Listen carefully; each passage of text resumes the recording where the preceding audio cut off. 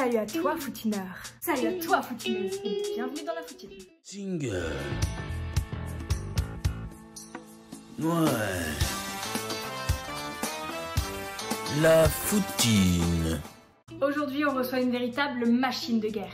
Junior Ao, l'un des plus grands espoirs français pour aller en NFL, t'as la pression mec, nous fait l'honneur de répondre à nos questions. Il est étudiant à l'université de Dallas, il joue au poste de D-line, mais je ne vous en dis pas plus et je vous laisse le découvrir tout de suite. Salut, moi c'est Ao Junior, j'ai 21 ans, je joue au football américain aux États-Unis pour l'équipe de SMU à Dallas.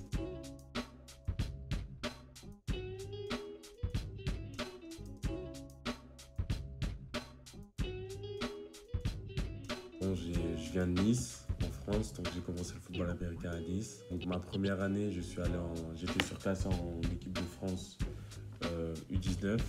On a eu la chance de finir vice-champion d'Europe, c'était un exploit à l'époque, c'était un bon souvenir. En 2018, j'ai été surclassé pour jouer en équipe de France senior.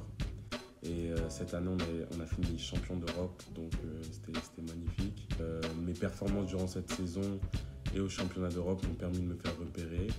Donc la première bourse que j'ai reçue, c'est l'université de New Mexico Military Institute à Roswell, dans le Nouveau-Mexique. C'était très dur parce qu'à l'époque, je ne parlais pas anglais. C'était un décalage pour moi, même la vie militaire, c'était hyper chaud.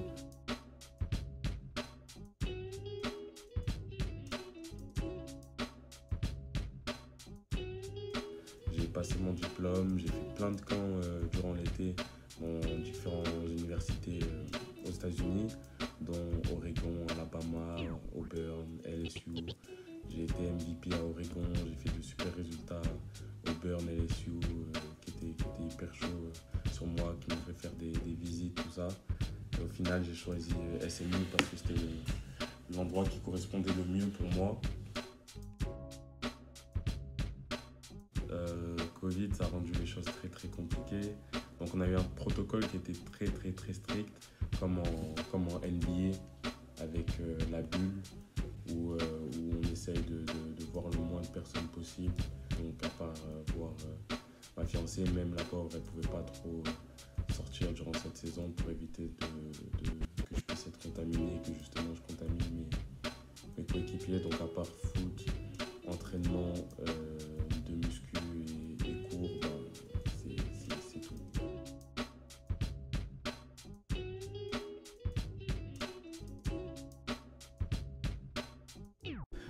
Merci déjà, oui j'ai fait de bonnes stats cette saison.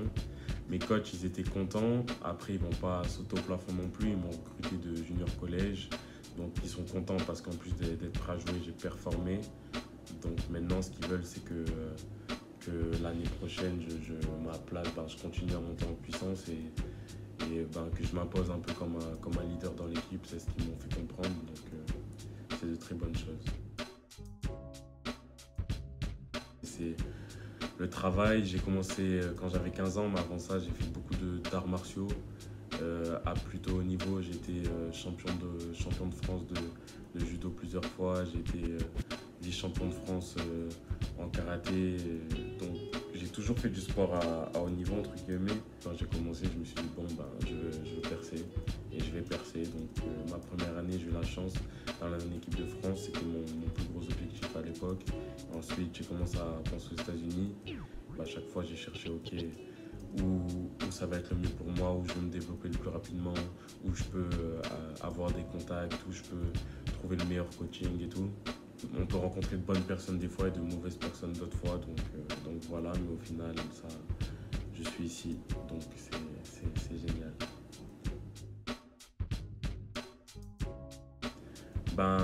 J'ai un parcours plutôt atypique.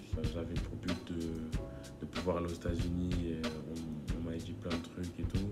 Au final, ça s'est pas hyper bien passé pour moi.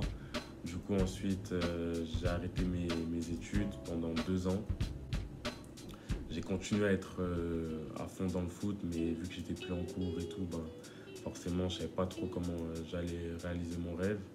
Et à ce moment-là, Massimo Pignataro, le président des Aigles Rouges de Nice, m'a conseillé comme un grand frère. Donc il m'a motivé en fait, il m'a repoussé, donc c'était dur pour que je reprenne les cours.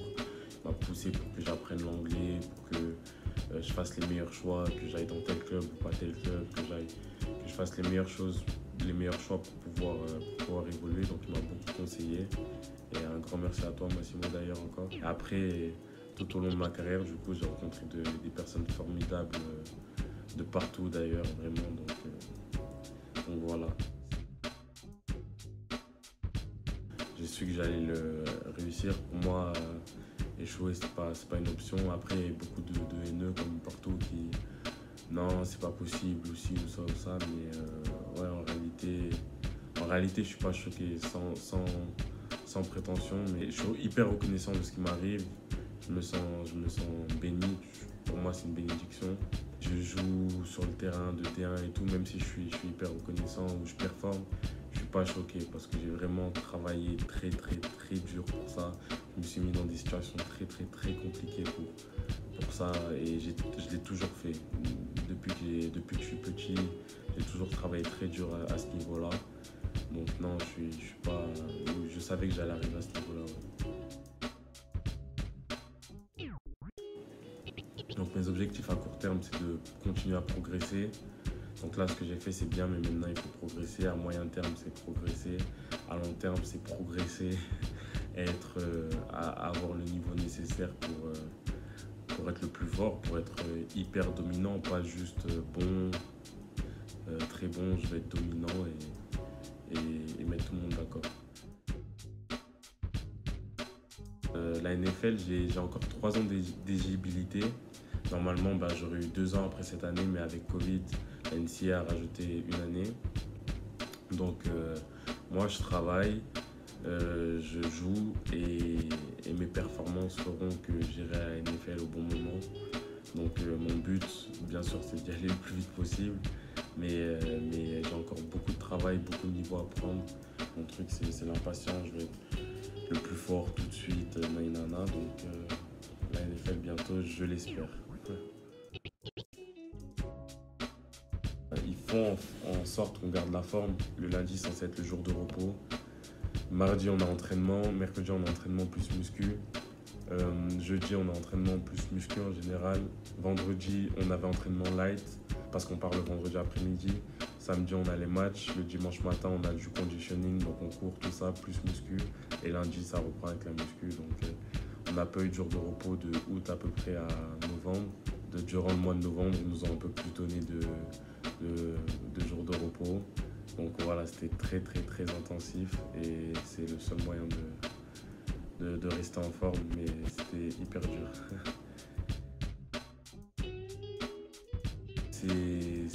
C'est le début de la saison parce que avant la saison, c'est le camp, on va dire, parce que durant l'été, j'étais à Nice en confinement et avant de rentrer de l'école militaire, je me suis déchiré le pectoral.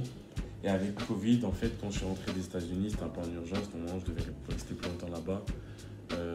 J'ai pas pu me faire opérer, donc je suis resté avec mon pec déchiré.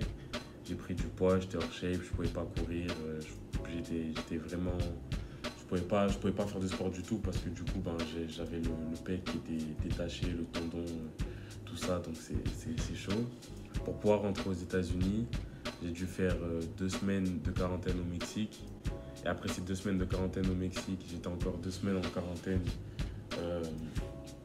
à Dallas. Et après ces 2 semaines de quarantaine, j'étais censé pouvoir commencer avec la team tranquillement, la prépa, nainana. Et en fait, pas du tout. J'ai eu 1 semaine et boum, c'était déjà l'heure du camp d'été. Lors des camps, les coachs, ils sont pas là pour t'apprendre, ils sont là pour que tu sois prêt pour la saison. Donc en gros, je suis arrivé blessé et hors shape avec 1 semaine de prépa avant le camp. Et à partir du camp, le premier match était dans 1 mois. Le coach, forcément, il a été très dur avec moi, j'étais très dur avec moi-même. J'étais pas où je voulais être. On me disait, ouais, c'est très bien, on m'a toujours fait des compliments, c'est très bien.